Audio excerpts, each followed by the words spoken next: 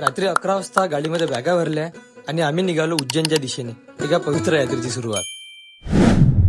रात्रभर प्रवास करत होतो, तर एक गरम चहा घेतला आणि पुन्हा प्रवासाला सुरुवात केली।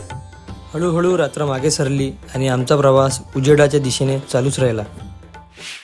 पहाटे उज्जैनला पोहोचलो, थेट शिप्रा नदीवर। या पाण्यात भक्ती आहे, श्रद्धा आहे आणि प्रत्येक थेंबात शांतीची अनुभूती। आणि याचा दर अलगच चालू होता। आता दर्शनाची वेळ जवळ येत होती। यानंतर आम्ही गेलो महाकाल मंदिरात। हे पवित्र विशाल द्वार आणि ती शिवशक्तीची प्रखर अनुभूती। मंदिरामध्ये भक्तांची गर्दी होती आणि ओठांवर हर हर महादेवचा जयघोष। महाकालचं दर्शन म्हणजे शब्दात सांगता येणार नाही असा अनुभव। महाकालचं दर्शन झालं आणि मनात साठलेले प्रश्नही शांत झाले। त्यानंतर आम्ही गेलो उज्जैनचे रक्षक श्री कालभैरव मंदिरात। कालभैरव हे केवळ एक देव नाहीत, ते एक रक्षक आहेत, उज्जैनचं, आपल्या श्रद्धेचं आणि आपल्या मनाचंही।